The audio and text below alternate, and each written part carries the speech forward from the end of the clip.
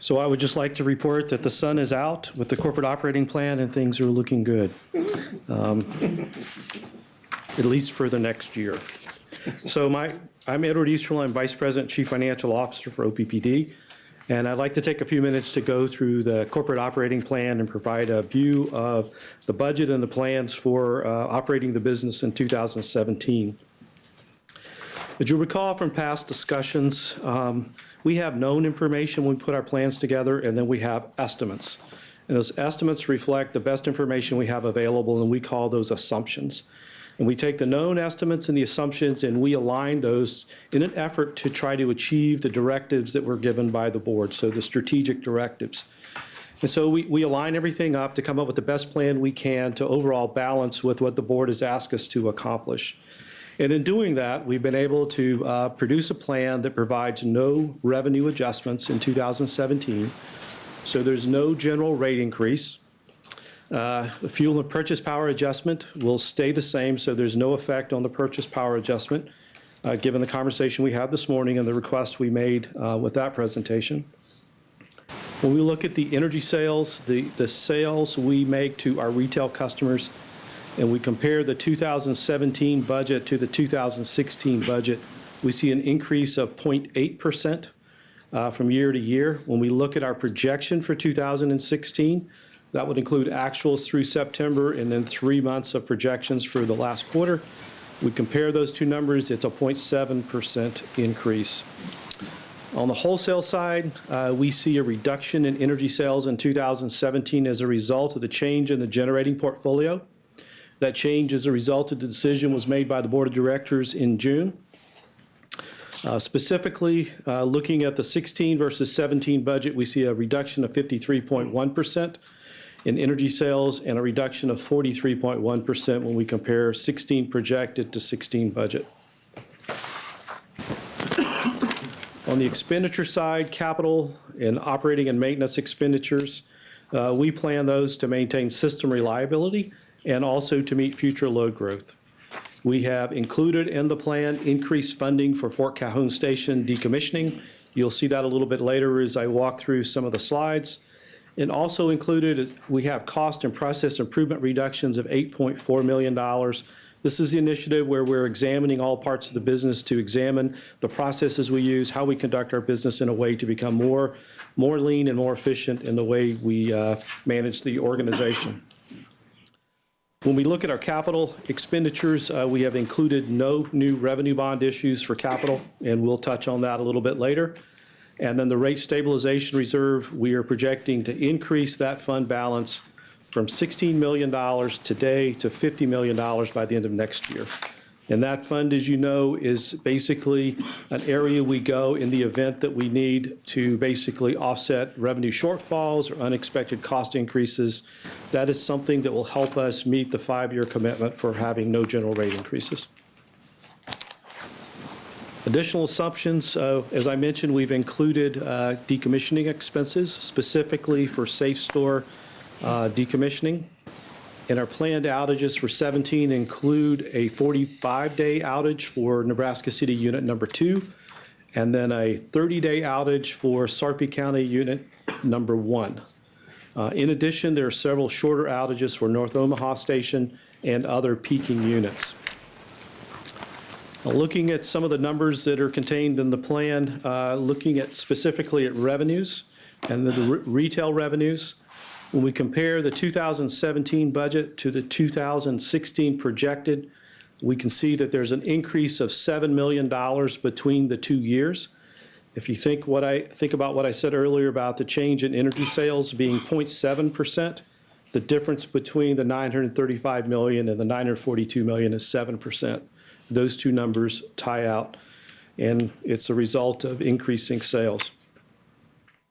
If we walk through the bar in each of the years, I'm going to carry this format forward a little bit, so you'll get to, I'm going to explain it to you here so you can apply it as we go forward. We have a historical period starting on the left of 2013 through 2015. We have the projected results for 16 in the next bar, and then the last bar to the right is the budget.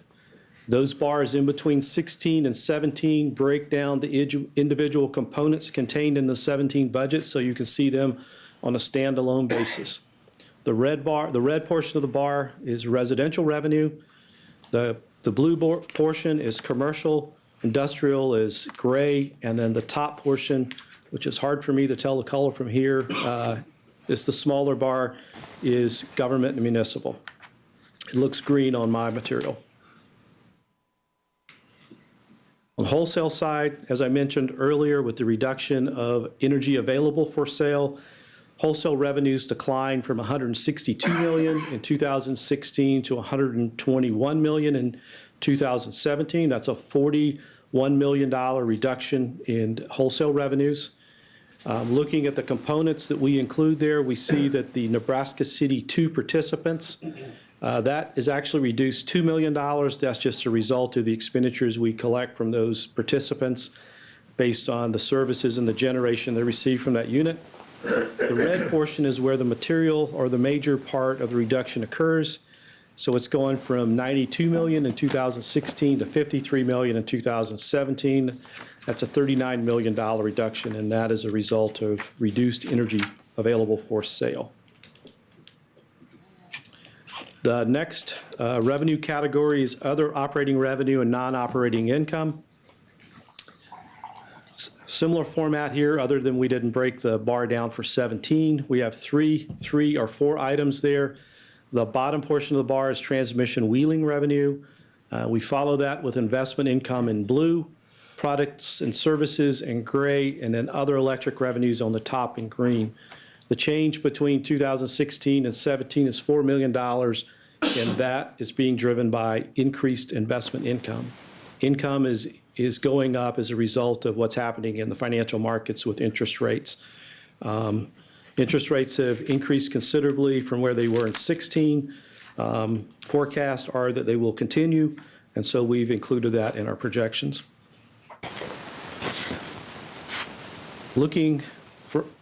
Moving away from revenue to look at our expenses. On the operation and maintenance side, in 2017, we're projecting an O&M budget of $621 million. That compares to a budget in 2016, or a projection in 16 of $821 million. There's a reduction in the annual budget of $200 million. If you look at the lines, the segments of the lines, you can pretty easily detect where the changes occur. Small change in fuel, there's a reduction there of $13 million. If you skip over to purchase power, which is, I guess, the more purple color there, there's an increase of $11 million. Those two kind of net each other out. But keep in mind, energy sales are down. So energy sales are down, fuel's kind of flat, which means the cost per unit is going up, as we discussed this morning. We look at production expenses, there's a $167 million reduction there, and a $34 million reduction in A&G expense. Moving from O&M, we've included the Fort Calhoun Station decommissioning expenditures. We're projecting expenditures of $29 million in 2016 and $174 million in 2017. So while O&M is down, the savings in O&M is going to pay for the expenditures associated with decommissioning. On the capital expenditure side, we're projecting $135 million compared to $172 million in 2016. The color coding there is the bottom portion. The red portion is transmission and distribution. We then have, in the historical period, nuclear production. In the blue, it is not reflected in 2016 projection and beyond. We have other in the gray, which is basically general plant. They're capital projects that support all functions throughout the district, so we call that other. And then fossil production on the top, which is shown as green. Large capital projects included in those capital totals I just provided. We have Nebraska City landfill, $6 million. This is to provide a new landfill for the landfill that we're using there today that should be full by 2019, so we need to start construction on the next facility. We have the Nebraska City Unit 2 high pressure, intermediate pressure turbine rotor replacement.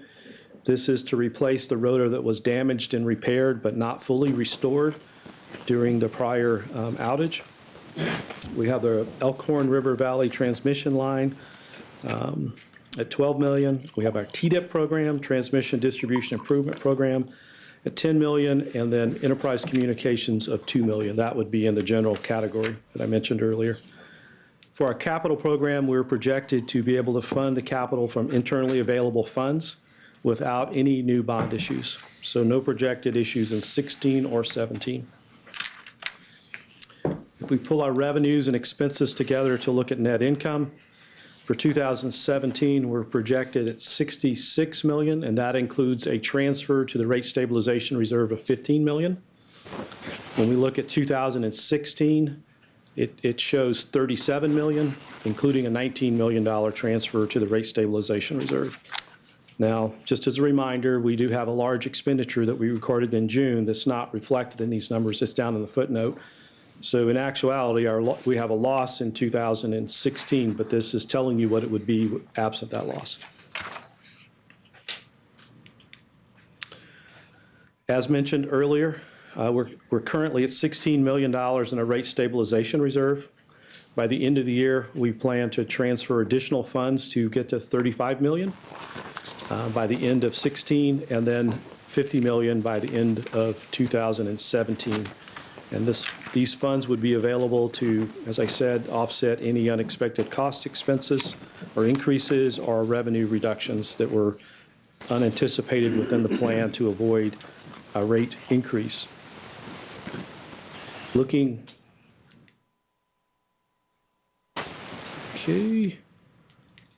I think we're missing something here.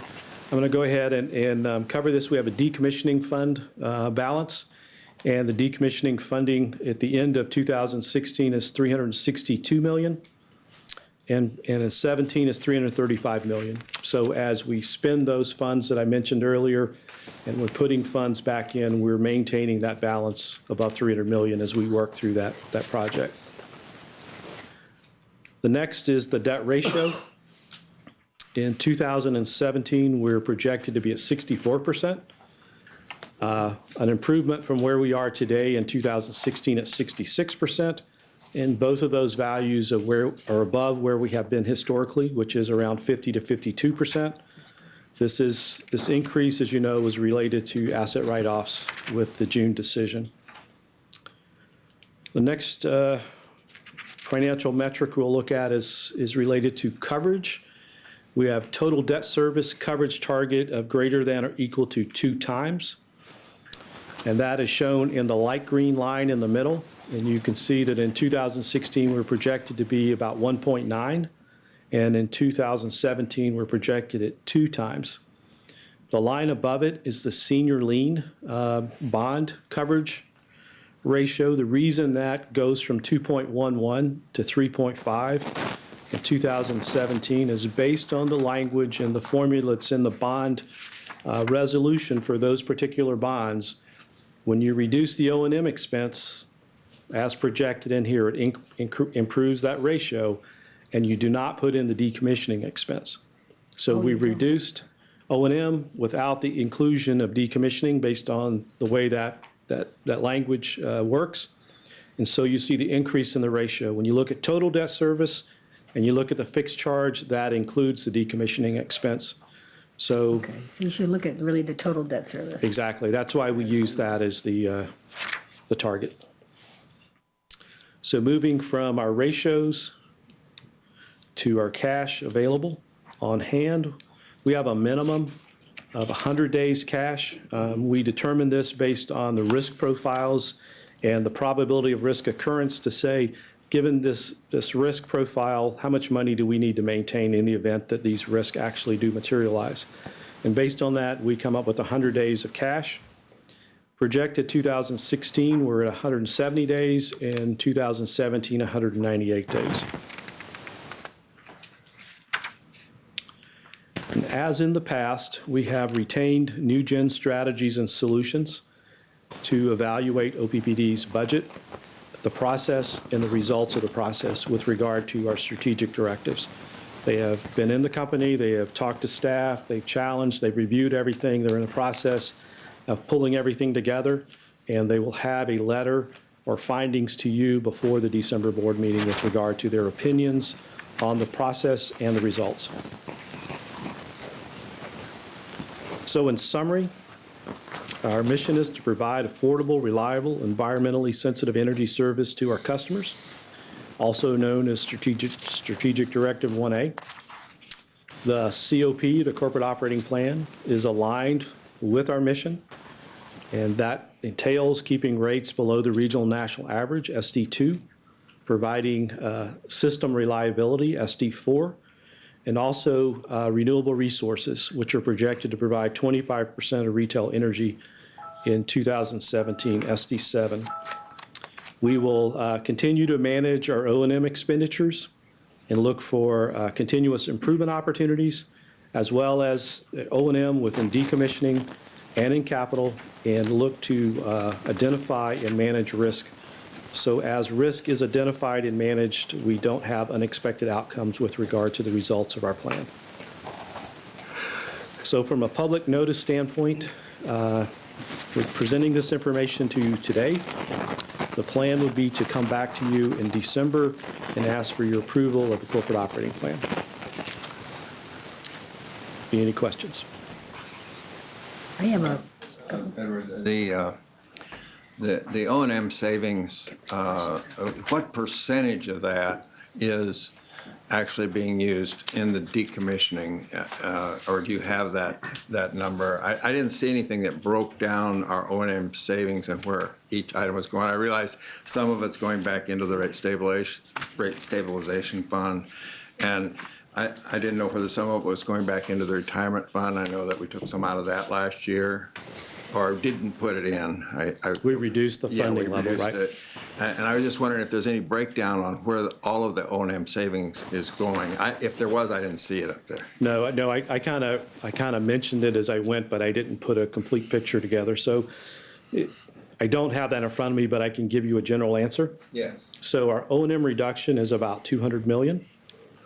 Of that $200 million, $174 million is going into pay for decommissioning. Really? And then we have about $19 million that's being transferred into the rate stabilization reserve. And then at the end, you can see there's a little bit of increase in our cash balance. So what we're doing is we're taking the savings, we're managing our way through. We're trying to increase some reserves for the unexpected with regard to any potential adjustments in our plans around decommissioning, so that we don't have to come back and ask for a rate increase. So that's kind of the plan going forward, and we're working it as best we can. Good plan. does that mean out of your decommissioning fund, you're only going to be taking about 27 million out? Or when you say the decommissioning fund goes from 362 million to 335 because you're going to be using the, That's the net change. that's a net change? So we're taking out, we're spending, I think it's, let me see, we're spending 147 million, and we're putting 174 in, Spend 174, putting 147 in. Thank you. so it drops in 17. Yep, Okay, yep. okay. Thank you. And then there's a slight decrease in the amount of T&D that you're using. Is that because of the lean process, or what's the reason for that? I would say we have adopted a new capital review and approval process, whereby we are including additional, I would say, challenges in capital, and we are making a very concerted effort not to require bond financing to try to manage our capital program within the available funding that we have, so that we can work down this path of no rate increase.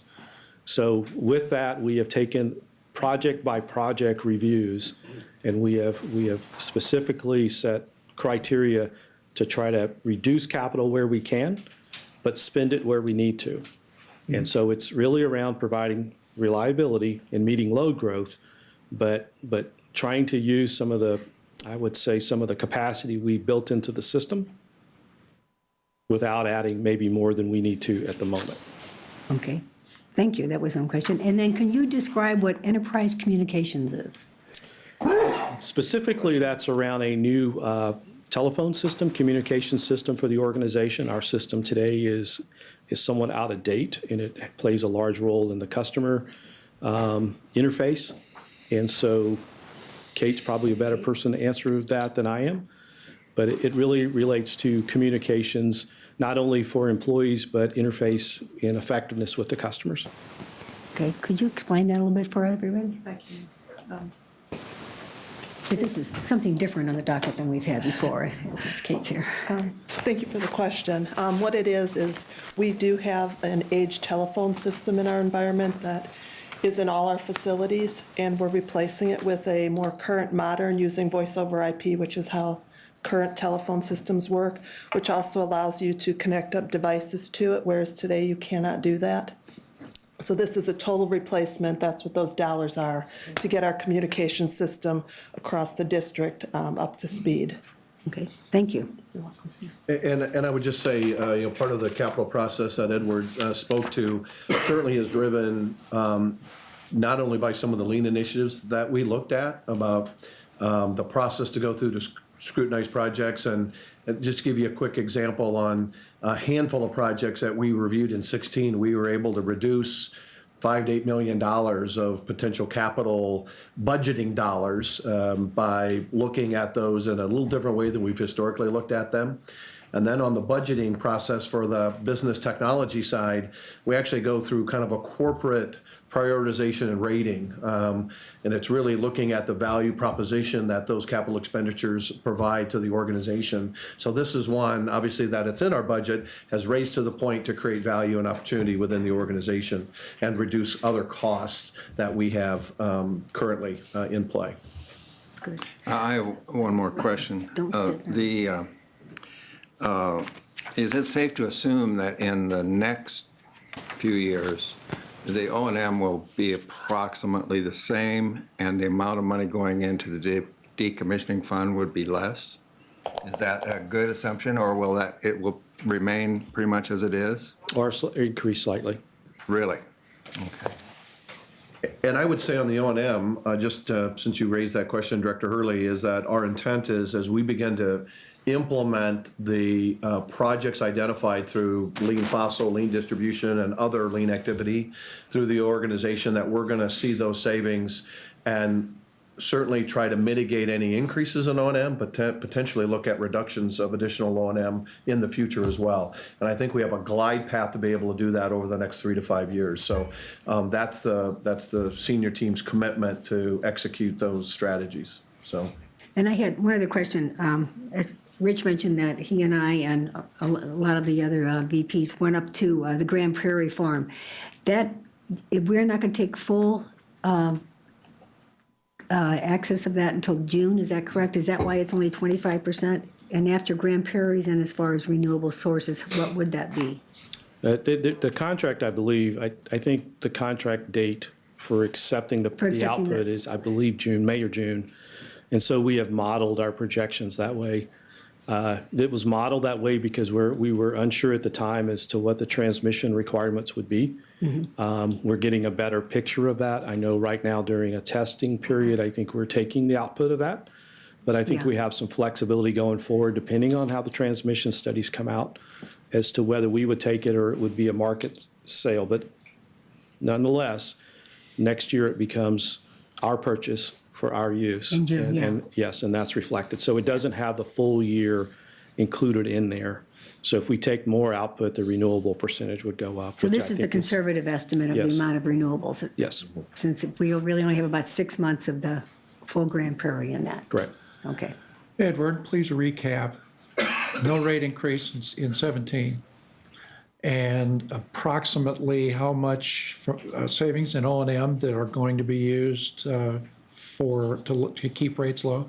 Okay, so in 2017, the rates that we have today will remain in place with no rate changes, no increases, no additional revenue. Right. Just a minor reminder that we have a rate restructuring that's still being phased in over time that was approved last year. That's revenue neutral. There's no revenue coming in from those changes. So revenues remain relatively flat with the exception of any additional sales of energy, which you saw in the graphs. And so we're working within that, and allowing us to do that is a reduction of $200 million in O&M that's providing the opportunity to fund decommissioning expenses, also fund our capital expenditures without borrowing and increasing our overall fixed costs, and adding some additional funding into our reserves for the unexpected. And if we didn't have that service rate increase, would we have to increase rates? If we didn't have that Did that service, $5 that is going to be increasing? It's as far as revenue. the service it's rate? revenue It's neutral. revenue neutral. There's no Okay. additional revenue from that. Okay, but if we didn't Because have. we're gonna change the fixed fee and reduce the energy rate, Right, and in total, there's no additional revenues. It's just a restructuring. yeah. But what I'm asking is if we didn't have that service charge at all, what would happen to our rates? Our rates, in theory, with normal weather, would be what we're presenting. However, when you have unexpected events like mild weather or extreme weather, it introduces volatility into your revenue stream, or other things that happen with regard to continued usage patterns, it increases volatility. So what the restructuring really does is provides more stability in our rate structure, in our revenue stream. So there's less likelihood that we would come back in the future and ask for rate increases for things that are causing us to move around, because we're getting a disproportionate amount of our revenues from a variable feature. If 70% of our cost is fixed, but we're Correct. collecting 90% based on usage, there's not the proper match between our cost structure and our revenue structure. So we're not trying to get 100% matched, we're just going maybe to 30%. We're only 70-30 instead Yep. of 90-10. Yep. Okay, Bravo. Bravo. Good work by the team. Thank you. Yes. Thank you. Good work on by the team.